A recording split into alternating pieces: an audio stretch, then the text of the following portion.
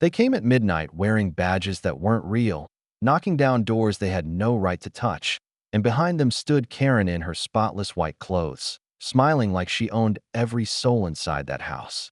But what they didn't know was that tonight the victim wasn't helpless, and the cost of their power game would be written in steel and fire. This isn't just another story about control. It's about what happens when false authority meets unstoppable fury. Before we begin, hit the like button and tell us in the comments where you're watching from, because this is one you won't forget. Midnight is supposed to be silent, but that night it cracked open with the sound of boots slamming against a locked door. The men weren't police, though they wore badges that glimmered like truth. Their voices barked commands as if law ran through their veins, but their eyes told the real story: greed, hunger, and the thrill of power they had no right to wield. They called themselves HOA Security, but their hands shook with the rage of hired thieves. Inside the house, fear wasn't the only thing awake. A promise was burning hotter than the midnight air. The man they thought would be helpless wasn't helpless at all. He had waited too long to see this moment, too long to hear the sound of false authority breaking into his life. And now that it had come, he welcomed it like a storm he had been begging for. Karen was outside, dressed in white as if she were untouchable, as if purity could hide the poison she poured into every life she touched. Her smile was cruel, her eyes fixed on the house like a queen watching pawns crush a single piece. She thought it would end quickly, that her men would drag out fear and leave humiliation in its place. She had no idea she had just started a war. The enforcers rushed forward, shouting demands, searching for someone to bow. But their shouts were met with silence, a silence that felt heavier than bullets.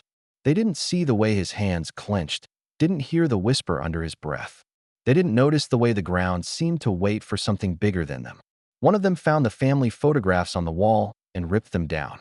Another kicked over a chair, his laughter sharp and mocking. Their arrogance filled the air like smoke. But arrogance has a cost, and the bill was already written. Behind the locked garage door, something stirred. A sound too deep, too metallic, too powerful to belong to anything ordinary. The men froze. The silence they had mocked turned into a rhythm that rattled their bones. The low growl of a machine built for war answered their violence with a promise of its own. Karen's smile faltered. Her white clothes seemed thinner under the weight of that sound. She barked at her men to hold their ground, but even her voice cracked under the pressure. She had sent them in to break a man. Instead, she had awakened something no one in that neighborhood would ever forget. The leader of the fake cops raised his weapon, shouting for the man to come out. His bravado didn't hide the tremor in his words. Behind the door, a single thought sharpened like steel. This wasn't about property lines or HOA rules anymore. This was about survival, about a message so loud it would silence every lie Karen had ever told. The door shook. Once, twice. Then the sound of gears grinding filled the night, heavy and unstoppable. The men turned, weapons ready, eyes darting. Karen stepped back, her mask of power slipping for the first time. The rumble grew louder, deeper, shaking their confidence with every second. The man inside had made his choice. No more running, no more bending. The only answer to their midnight raid would be something bigger, louder, and merciless. And as the first blinding light burst from under the rising garage door, every face in that yard went pale. What came next would not just change the night, it would change everything. The tank was waking, and it had chosen its target. The roar behind the garage grew louder, a pulse of iron that made every fake badge tremble. The enforcers stood frozen, gripping weapons tighter, pretending bravery they didn't feel. They had been promised an easy job, a helpless man, a quick show of dominance. Instead, their footsteps shook to the rhythm of something mechanical, something alive. Karen's voice cracked through the night, sharp but desperate. She told them to stand firm, to not let fear turn their knees to water. But the white clothes she wore betrayed her own panic. She had built this moment on arrogance, thinking power was hers to command. Now, for the first time, her empire of fear wavered. Inside, the man muttered words no one could hear. This wasn't just defiance. It was a vow carved from every injustice they had thrown at him. He had been patient too long, silent too long. Now his silence ended in steel. He pressed his hand against cold metal and felt its promise. One of the enforcers shouted that it was just a bluff, that nothing inside could scare them. But his words rang hollow. Every second made the sound stronger, the growl deeper. The garage door shuddered against its own chains. The men looked at each other with eyes that admitted what their mouths refused. This wasn't a bluff. This was war waiting to be unleashed. Karen stepped closer, her lips curling with forced confidence. She tried to remind them of the money, of the rewards, of the control they would gain if they followed through. But her men saw something in her face they had never seen before. Fear. And when a leader shows fear, soldiers break. A flash of memory cut through the moment. Karen, years younger, stripped of wealth, watching her name dragged through mud after her first empire collapsed. She swore then that she would never bow again, never let power slip through her fingers. The HOA was her second kingdom, her chance to rebuild control, and she would protect it with claws if needed. That night was supposed to be her masterpiece. But masterpieces burn when truth ignites. The man inside tightened his grip on the hatch. His mind was steady, voice sharp like a blade. They wanted to play with shadows, but he had chosen to answer with light. He whispered to himself, the kind of whisper that carries centuries of rage. They wanted war, they'll see war. The garage rattled again. The metal screamed against the bolts that held it shut. The men raised their guns, but their hands betrayed them, shaking too violently to aim. Karen hissed at them to be strong, but the tremor in her tone betrayed everything. Then it happened. The first burst of blinding light cut across the night as the garage door lifted inch by inch. The glow wasn't ordinary. It was a spotlight from a beast too large, too loud, too powerful to belong to a single man. The men stumbled back, eyes wide, their false courage shattered in seconds. Karen's knees bent, not from choice but from the weight of dread. Her mind screamed for control, but her body betrayed her with trembling. She had built this war, brick by brick, lie by lie, and now she was staring at the answer rising in front of her. The headlights burned brighter, swallowing their fear and amplifying it into silence. The growl of the engine thundered like judgment, drowning out every excuse. The men clutched their radios, screaming for backup, but even their own voices shook. No one wanted to answer a call like this. And then, as the door rose fully, the truth revealed itself. Not a car, not a truck, but a beast of iron, a machine built for war, rolling forward with intent carved into every plate of steel. The ground trembled beneath its weight, and so did their souls. The man stood atop it, face carved with fury, eyes fixed on the ones who dared call themselves law. Every breath he took was a warning, every glance a sentence. He had chosen his answer, and it was louder than anything they had imagined. The tank moved forward, slow and merciless. Its cannon locked onto their SUV with a precision that erased any doubt. The first clash hadn't yet begun, but already, one truth was written: the night belonged to him. And as Karen's lips parted in shock, one of her men screamed the words no one wanted to hear. He's serious. He's really going to do it. The tank rolled forward, its steel grinding against the pavement like thunder. Every inch it moved tore the false courage out of the fake enforcers. Radios slipped from shaking hands, boots scuffed backward in frantic steps, and one man dropped his weapon altogether, the clatter echoing louder than his fear. What had begun as a raid now felt like a countdown to judgment. The man climbed onto the turret, eyes burning with fury carved over years of humiliation. He didn't need to shout to command their attention. His silence roared louder than their hollow badges. He stood tall, fists clenched, his face a storm of anger and resolve. The tank wasn't just a machine. It was the answer to every night he had been forced to swallow rage, every rule weaponized against him. Karen's mask cracked. She had always walked like power was stitched into her very skin, but now her face betrayed her. Her mouth opened, trying to summon commands, but the words died against the weight of the cannon staring at her men's SUV. Her white clothes, once a symbol of control, now looked like a fragile curtain shielding her from an avalanche. The enforcers yelled at each other, scrambling for some kind of plan. One shouted that they could still take him if they rushed. Another shook his head, his weapon slipping lower as his voice broke. They weren't facing a man anymore. They were facing a beast of war, and beasts don't bargain. The man's voice finally cut through the chaos. His words weren't loud, but each syllable carried like a hammer striking steel. He told them this was their last chance to leave. their last chance to run before the ground swallowed their arrogance whole. His tone carried no hesitation. It was the kind of voice that left no room for debate. Karen hissed back, desperate to reclaim control. She spat out threats about lawsuits, jail time, every weapon of bureaucracy she had ever wielded. But no one listened. Not her men, not even herself. Her threats sounded hollow against the low rumble of a cannon aimed with intent. One of the men broke ranks, bolting toward the SUV, keys fumbling in his hand. The tank's turret swiveled with slow precision, locking onto the vehicle before he could reach it. The man froze mid-step, dropping the keys, his face drained of all color. Fear gripped the others like chains, binding them to the ground. Karen tried to step forward, her voice trembling, saying he wouldn't dare, saying no one would cross that line. But the fury in his eyes told a different story. This wasn't about daring. This was about ending the cycle. For too long, power had been stolen by lies and paper shields. Tonight, Iron would write a new truth. The enforcers shouted at Karen, asking what she had dragged them into. One demanded to know what she had promised, why they were risking their lives for her obsessions. Her silence was the loudest answer.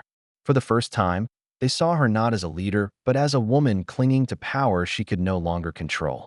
The tank moved again, each track crushing stone beneath it, each motion a sentence carried out.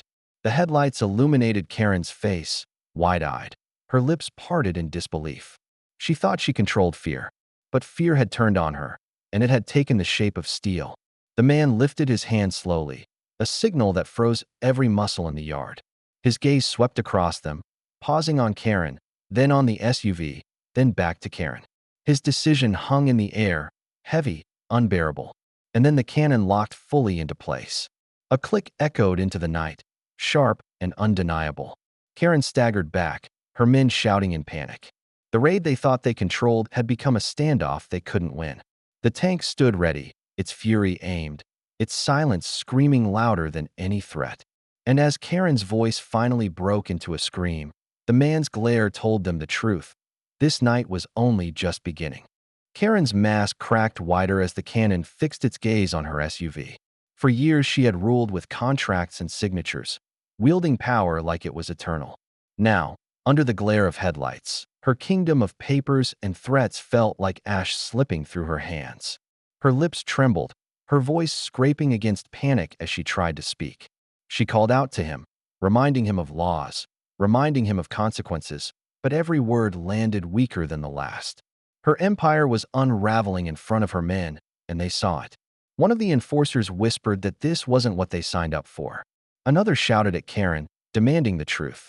She had promised them control, promised them money, promised that this would be a simple raid. Instead, she had led them into the jaws of something unstoppable. Their loyalty, built on fear, began to fracture. Karen's eyes darted between them, desperate to keep her illusion alive. But illusions don't survive when steel breathes down their necks. The man atop the tank stood motionless, his fury etched into every breath. He didn't need words. His presence alone condemned them. His eyes locked on Karen, and in that moment, she understood the cost of every lie she had ever spoken. He wasn't bluffing. He wasn't bending. He was the reckoning she had tried so hard to avoid. Karen's thoughts spiraled backward, to the night she lost everything years ago. She remembered sitting in silence while her first fortune crumbled, while her name was dragged into dust. She had sworn then she would never bow again, never be the one on her knees. That oath had carried her into the HOA, had twisted her hunger for control into obsession. She wasn't just fighting him tonight. She was fighting the ghost of her own downfall.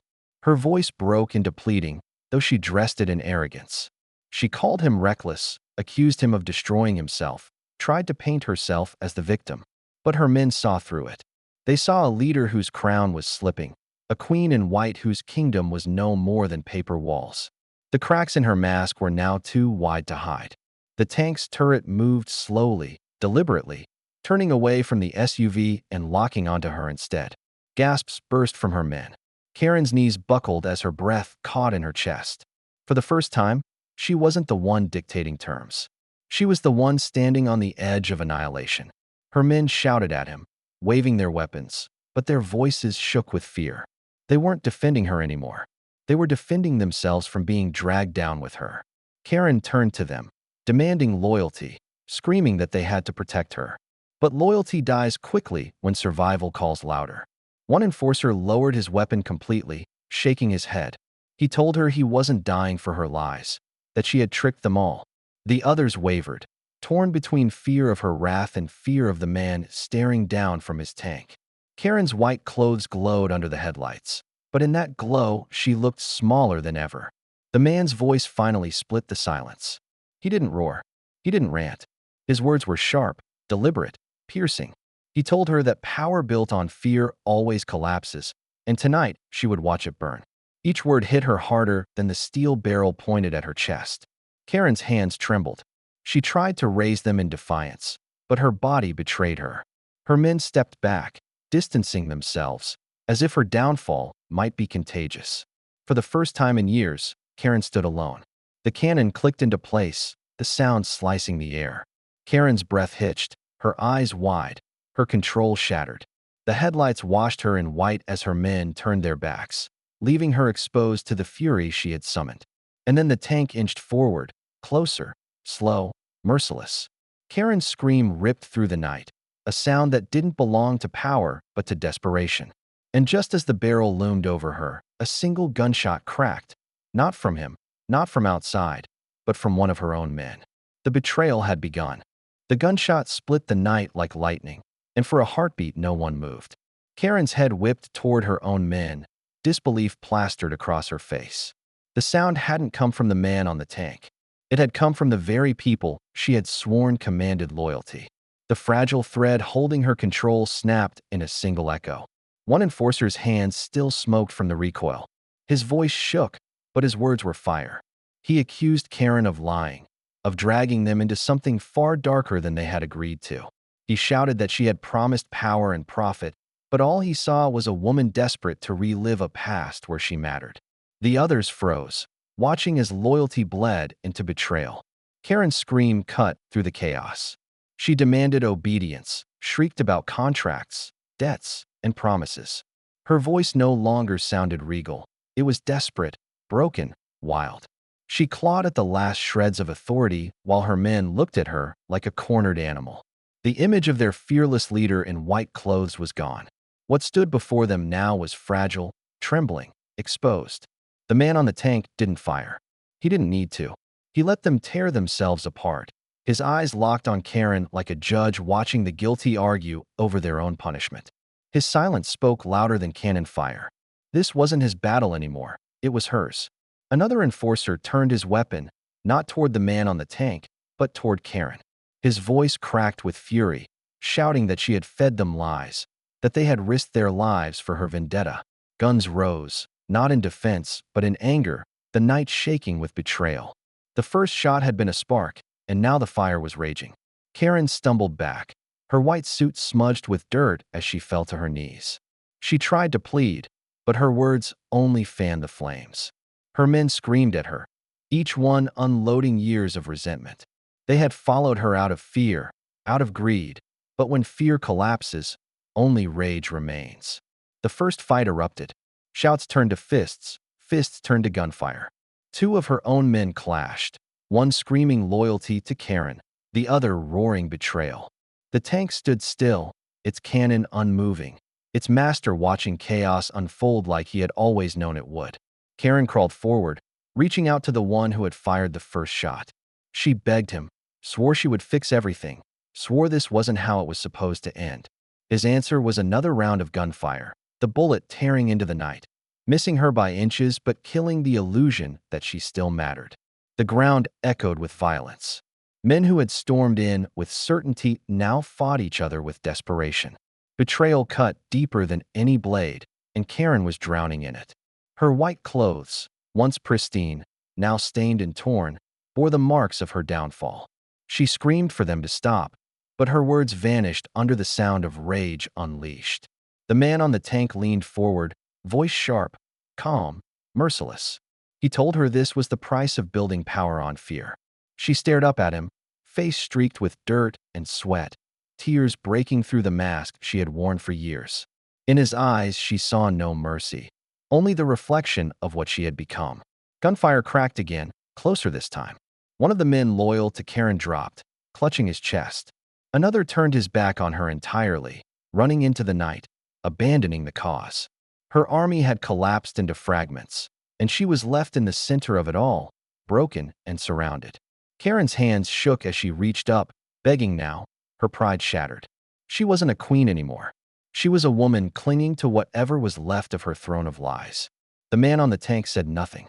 He let silence weigh down every moment until her own voice crumbled under it. And then headlights pierced the night, brighter than the chaos, cutting through the screams. Engines roared as more vehicles closed in fast. Karen froze, her scream ripping out of her chest, realizing too late that something even worse was about to arrive. The headlights carved across the chaos like knives, slicing through gun smoke and betrayal. Engines growled and tires screeched as real police swarmed in, red and blue lights splashing against the scene. The fake enforcers froze, caught between the wreckage of their own betrayal and the arrival of the law they had pretended to be. Karen's eyes lit up with a twisted spark of hope. She stumbled to her feet, her white clothes ragged, her face streaked with dirt and tears, but her voice rose strong, desperate. She pointed at the man on the tank, shouting that he was the criminal, that he had gone mad, that he had unleashed war on innocent neighbors. She poured venom into every word, painting herself as the victim, wrapping lies around her trembling hands like a shield. The officers stepped out, weapons drawn, their faces hard with confusion. They saw guns scattered, men bleeding, a tank rolling forward under the control of one furious man. Everything looked upside down, and Karen knew it. She spun her story with fire, claiming she had tried to stop him, claiming the HOA had been protecting the neighborhood, claiming she was the last line of defense against a maniac with a war machine. The officers turned their eyes toward the man. Their barrels followed. For the first time, it seemed the weight of the system tilted against him. Karen's trembling lips curled into a smile. She thought she had won. She thought her lies would once again become law. The man didn't flinch. He didn't lower his gaze. He stood atop the tank, anger steady, eyes locked on the woman who had tried to ruin him. His voice cut through the tension, calm yet sharper than any gun. He said this wasn't about neighbors, wasn't about rules. It was about corruption wearing a mask. He declared that Karen wasn't a victim but the architect of every false badge, every midnight raid, every drop of fear spilled in that community. Karen screamed back, calling him insane, spitting out that no one would believe him. She shouted to the officers to arrest him, to end this madness before he destroyed everything. Her voice cracked, but she wrapped it in theatrics, hoping volume could drown out truth. Then the man raised his hand, not in surrender, in proof. He pulled out documents, files thick with signatures, transactions, stolen funds. Evidence of HOA fraud carved in black and white. Names of shell accounts, forged contracts, threats written in Karen's own hand. He held it high, and the officers froze, their confusion turning into suspicion. The enforcers still standing began shouting. Some pointed at Karen, admitting they had been lied to, used as pawns in her vendetta. Others begged the officers to believe her, their voices cracking with fear. The chaos folded in on itself, twisting into something even sharper. Karen's voice faltered. She tried to laugh, to dismiss it as forgeries, as desperation. But her own men betrayed her with their words, shouting that she had orchestrated everything. The law she thought would protect her was slipping through her fingers like sand. The man's voice carried again, steadier, heavier, pulling everyone's focus. He told them this was what happened when power fed on lies, when justice slept too long. He asked them how many lives had been broken under the weight of her signature. His words weren't just an accusation. They were a mirror, showing every officer the kind of rot they swore to fight against. Karen's face cracked in panic. She dropped to her knees again, clutching at her white clothes as if they could still protect her. Her eyes darted wildly, searching for a way out, but there was none. The truth was no longer locked in whispers. It stood in front of her, undeniable, undeniable as the tank that glared down at her empire. The officers hesitated, hands still on their triggers, caught between order and chaos. Karen screamed for them to fire, screamed that she was innocent, screamed until her voice broke into raw sobs. And then the silence grew heavy, unbearable, broken only by the sound of the tank's engine humming like judgment. The man's glare told everyone the next move wasn't theirs, it was his. And as the officers braced for his decision, the truth hung in the air like a blade waiting to fall. The silence shattered when one of the officers stepped forward, his voice steady, but his eyes locked on Karen. He demanded the truth. Every officer turned their gaze toward her, and suddenly the light that once made her untouchable now exposed every lie she had ever built. She tried to steady her voice, but the cracks spilled through. She stammered denials, then turned them into pleas, then into rage. Each word collapsed over the last, until even her own men refused to look at her. The man on the tank didn't move. He didn't need to. His presence towered over every heartbeat in that yard. Karen shouted that she was the victim, that he was dangerous, that she was saving the community. But the evidence in his hands cut deeper than her words. Every signature, every forged line was a dagger carving through the mask she wore. One of the officers knelt beside the fallen enforcer, his blood still warm on the ground. He looked back at Karen, his face grim, and asked why her leadership led here, why neighbors turned into soldiers, why fear replaced trust. She had no answer. Her silence weighed heavier than confession. The man's voice carried again, sharper than steel. He didn't beg, he didn't justify. He declared that this wasn't just about him. It was about every family silenced, every neighbor threatened, every voice choked by a system that fed on fear. His words rippled through the officers, through the traitors, through Karen herself. The truth wasn't a secret anymore. It was a fire burning in front of everyone. Karen's knees buckled. She clutched her white suit as if it could still protect her, but now it looked like a burial shroud. She broke into sobs, pleading that she only wanted respect, only wanted control because once she had lost everything. She confessed through broken gasps that she could not stand to be powerless again. But no one offered her mercy. Her words came too late, and the night demanded payment. The officers moved in, weapons still drawn but no longer pointed at the man. Their barrels turned toward Karen. The enforcers who survived dropped their guns, some sinking to the ground, some raising their hands in surrender. Betrayal had come full circle, and Karen was left alone, the center of the empire she built and destroyed with her own hands. The man stepped down from the tank, boots hitting the ground with the weight of finality. Every eye followed him. He walked past Karen slowly, his shadow falling over her trembling form. She reached out, begging him to speak, begging him to show mercy. He stopped only once, his words calm but merciless. He told her power built on lies never lasts. She collapsed at those words, sobbing harder, as officers grabbed her arms and pulled her to her feet. The documents were collected, the officers nodding in grim understanding. The fraud, the threats, the false cops, all of it tied back to her. Her voice rose again in panic, swearing she had been misunderstood, but no one listened anymore. For the first time, she was powerless, stripped of her crown, and the weight of that silence crushed her more than the steel of the tank ever could. The man climbed back atop the tank, his glare sweeping across the broken scene. His voice carried one last time, not to the officers, not to the traitors, but to the world beyond. He said this was what happens when people let fear rule them, when authority is twisted into a weapon. He asked what anyone would do if the same knock came at their door at midnight. His words weren't a question. They were a challenge, a mirror held up to everyone listening. He turned his face forward, eyes burning with something beyond rage, a promise. Karen screamed one last time as she was dragged away, her white clothes torn, her pride shattered. The officers led her past the wreckage of her empire, past the men who once feared her, past the tank that ended her reign. The man's voice rose one last time, steady and raw. They broke into his home at midnight, and he answered with a tank. What would you have done? If you believe in standing when no one else will, then like this story, share it, and tell us in the comments where you stand. Because when power steals from the people, the only weapon left is truth. And as the night closed in on the wreckage, one thing remained unshakable. Her empire was gone, his resolve unbroken, and the world had just witnessed what happens when false crowns meet real fire.